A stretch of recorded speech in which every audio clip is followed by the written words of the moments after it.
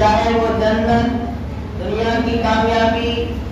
پرسکون زندگی، جس طرح کی بھی کوئی چیز اللہ تبارک و تعالیٰ سے ہمیں حاصل کرنی ہے تو اللہ تعالیٰ کیا کہہ رہا ہے قرآن کریم کے اندر، قل ان کنتم تحبون اللہ، یعنی اگر تم اللہ تعالیٰ سے محبت کرتے ہو، محبت کا دعویٰ رکھتے ہو، اپنے آپ کو اللہ کے سامنے بندگی پیش کرتے ہو، اپنے آپ کو ایک صحیح بندہ بنا کر اللہ کے سامنے پیش کرنا چاہتے ہو، اور اللہ تعالیٰ کے سامنے کل قیامت کے لیے جو بندگی احکام اور بندگی دے کر اللہ تعالیٰ نے ہم سب کو اس دنیا میں بھیجا ہے وہ کامیابی چاہتے ہو تو کیا کہہ رہے ہیں؟ یعنی اللہ تعالیٰ کس سے کہہ رہے ہیں؟ قرآن کریم میں اللہ تعالیٰ نبی اکرم صلی اللہ علیہ وسلم کو مخاطب کر کے کہہ رہے ہیں کہ قل ان کنتم، یعنی قل ان کنتم تحبون اللہ فاتبعونی، کہ میرے نبی صلی اللہ علیہ وسلم، اے میرے نبی، آپ اپنی امت کو، اپنے لوگوں کو، اپنے پیروکاروں کو یہ جا کر بتا دیں کہ اگر سچ میں آپ اللہ تعالیٰ سے محبت کرتے ہیں تو فاتبعونی، کیا کرو؟ میری اطاعت کرو۔ کس کے بارے میں؟ نبی اکرم صلی اللہ علیہ وسلم کو کہا گیا کہ آپ جا کر کہیے کہ اگر آپ محبت کرتے ہیں اپنی امت سے، کہیے کہ اگر اللہ سے محبت کرتے ہیں تو فاتبعونی، میری اطاعت کرو، یحببکم اللہ ویغفر لکم ذنوبکم۔ تو کیا کہہ رہے ہیں کہ جب تم میری اطاعت کر لو گے، میرے احکامات کو، میرے طریقے کو، میرے بتائے ہوئے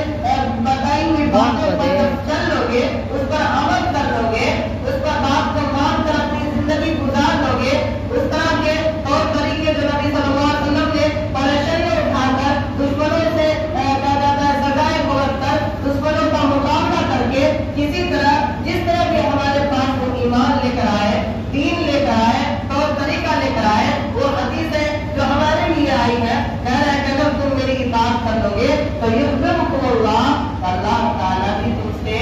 محبت کرنے لگیں گے، اللہ تعالیٰ بھی تم سے محبت کرنے لگیں گے۔ اس کے بعد کیا کہا گیا ہے میں؟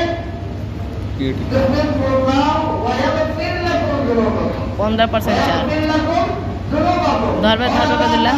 دھرنا کریں گے اور تمہارے گناہوں کو معاف کر دیں گے۔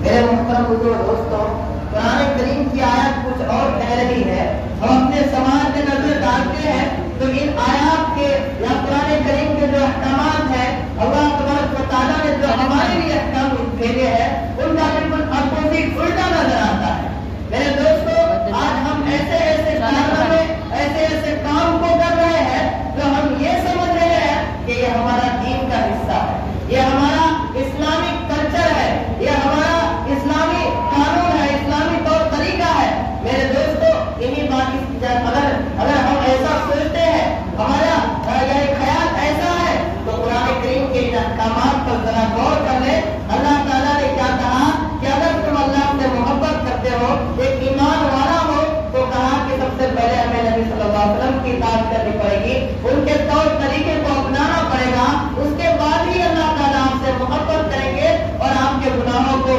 آپ کے خطاؤں کو، آپ کے غلطیوں کو اسی وقت معاف کریں گے۔ شرط کیا لگایا کہ تم کو پہلے اطاعت کرنی پڑے گی، کس کی؟ نبی صلی اللہ علیہ وسلم۔ میرے دوستوں، ابھی میں جب کیا کرتا ہے سماج میں یا سوسائٹی میں، ہم سب کیا، میں کیا، آپ سب ویڈیو میں نکلتا ہے تو ابھی ایسے طرح طرح کے کام سر انجام ہو رہے ہیں جنہیں دیکھنے بعد یہ معلوم چلتا ہے کہ کتنے جوش و خروش کے ساتھ، کتنی محبت کے ساتھ وہ اس کام کو کر رہے ہیں جو آپ کو سمجھ میں آ رہا ہے کہ یہ دینی کام ہے، یہ اللہ تبارک و تعالیٰ کے احکام ہے، نبی صلی اللہ علیہ وسلم کے طور طریقے ہیں۔ حالانکہ میرے دوستوں، وہ تو کہیں اسلام میں ہے ہی نہیں، وہ تو ہمارے نبی صلی اللہ علیہ وسلم کے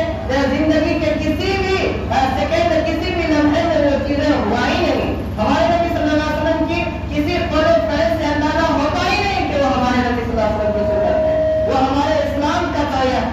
حصہ ہے۔ میرے دوستوں، ابھی آپ دیکھیں گے سماج میں کہ محرم کا مہینہ چل رہا ہے تو ان کے لیے ہمارے سماج کے نوجوان، بوڑھے، بچے بہت، یعنی اکثر لوگ ان میں ملوث ہو کر یعنی ایسے ایسے کام کر رہے ہیں جس سے ہمیں سمجھ میں آتا ہے کہ یہ آخر کس اسلام کو فالو کرتے ہیں، ان کا قرآن کیا ہے، ان کا طور طریقہ کیا الگ ہے، ان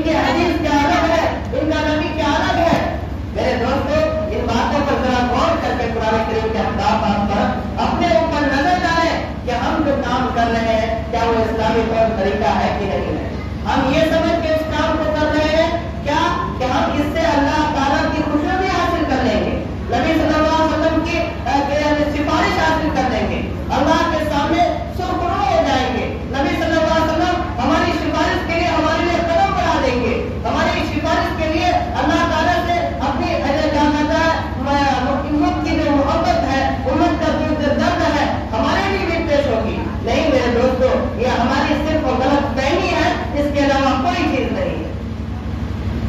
ابھی نوجوانوں میں دوستوں میں نے ان لوگوں سے بات کی، ان لوگوں کو کہنا چاہا کہ جو ہم طور طریقے اپنا رہے ہیں سب مل کر تازیاں بنا رہے ہیں، سب مل کر یعنی کہ محرم کی تیاریاں ہو رہی ہے، میرے دوستوں یہ کیا ہے؟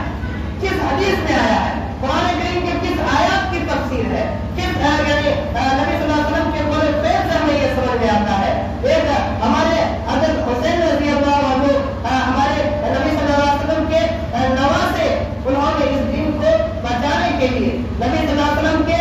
قول فعل کو اپنانے کے لیے، ان کی اطاعت و فرمانبرداری کے لیے، ان کے دین کو بچانے کے لیے انہوں نے اپنی گردن پر کٹا دی، اور ہم اسی دین کو مٹانے کے لیے، اسی دین کو برباد کرنے کے لیے، اسی دین کو منہدم کرنے کے لیے، اسی کو فنا کرنے کے لیے ہم لوگ تمام ایمان والے اس میں گھرے ہوئے ہیں۔ ہمارے نبی صلی اللہ علیہ وسلم نے اس چیز کے لیے نہیں کہا، ہمارے نبی صلی اللہ علیہ وسلم کا طور طریقہ کیا ہے کہ ان الصلاۃ کانت علی المؤمنین کتابا موقوتا، ہمارے نبی صلی اللہ علیہ وسلم کی زبان سے نکلی ہوئی ہے من ترک الصلاۃ متعمدا فقد کفر، کہ یہ مسلمانوں پر، ایمان والوں پر کیا کہا؟ ان الصلاۃ یقینا نماز کانت علی المؤمنین تمام ایمان والوں پر وقت کتابا موقوتا وقت مقررہ پر فرض ہے،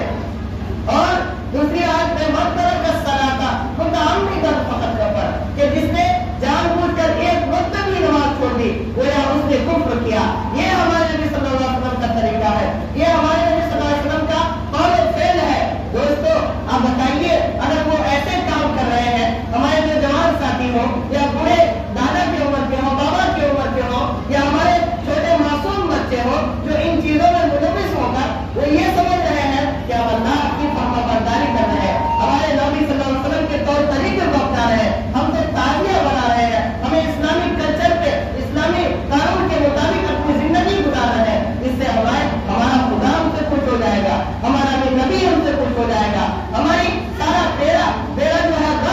گھر کو جو ہو گیا ہے وہ سارا ہمارا بیڑا پار ہو جائے گا۔ دوستو اسی لیے سے تو کر رہے ہیں۔ تو میرے دوستو کسی کام کو کرنے کے لیے پہلے اس کا ایکسپرٹ یا اس کی جو طور طریقے، اس کا جو نالج ہے وہ تو حاصل کر لیں، اس پر تو نظر ڈال دیں وہ کیا صحیح ہے کہ نہیں ہے، وہ طریقہ جو ہم اپنا رہے ہیں وہ ہمارے لیے ہے کہ نہیں ہے۔ میرے دوستو جب ان چیزوں پر نظر ڈالیں گے تو کیا آئے گا؟ من تشبہ بقوم شبہ اللہ لہ، ہمارے نبی صلی اللہ علیہ وسلم کی زبان میں نکلی ہوگا، جس نبی کے پیروی کرنے کے لیے، جس نبی کو خوش کرنے کے لیے ہم یہ سب چیزیں کر رہے ہیں، انہوں نے کیا کہا کہ من تشبہ بقوم شبہ اللہ لہ، کہ جو شخص، جو قوم، جو لوگ کسی دوسرے کے طریقے کو اپناتے ہیں، کسی دوسرے کے کلچر کو اپنے زندگی میں شامل کر کے اپنے زندگی کو گزارتے ہیں، تو کل قیامت کے دن میدان حشر میں نبی صلی اللہ علیہ وسلم کے سامنے، خدا کے سامنے، وہاں کیا کہا کہ وہ اسی قوم کے ساتھ اٹھایا جائے گا، وہ اسی قوم کے ساتھ اٹھایا جائے گا۔ اگر ہم دوسرے کے طریقے کو اپنا رہے ہیں، دوسرے کے کلچر کو اپنے زندگی میں شامل کر رہے ہیں، ہمارا جو طور طریقہ ہمارے نبی نے جو کہا ان کو درکنار ڈال کر، اس کو پشے پشت ڈال کر ہم دوسرے کے زندگی کے طریقے کو اپنا کر ہم اپنی زندگی گزار رہے ہیں، تو بتائیے کل قیامت کے لیے ہمارا کن کے ساتھ ہوگا؟ ہمارا ماجا، ہمارے حالات، یا ہم کن کے ساتھ وہاں اٹھائے جائیں گے؟ یہ ہم سب الحمدللہ سمجھدار ہے، ہم لوگ اندازہ کر سکتے ہیں، اتنا سوچ سکتے ہیں، اتنا اپنے ذہن یعنی زور ڈال کر اس پر غور کر سکتے ہیں۔ نماز کا وقت ہوتا ہے، اذان ہو رہی ہوتی ہے، ہم دوسرے کام میں لگے ہوئے ہیں۔ ہاں اللہ یعنی اللہ کے نادی یعنی مؤذن اذان دینے والے کیا کہہ رہے ہیں کہ حی علی الصلاۃ، حی علی الصلاۃ، آؤ نماز کی طرف، حی علی الفلاح، آؤ کامیابی کی طرف۔ اب دیکھو دوستو ہم کہاں کامیابی ڈھونڈ رہے ہیں، ہم کہاں کس چیز کی طرف جا رہے ہیں؟ تو یہ کہاں سے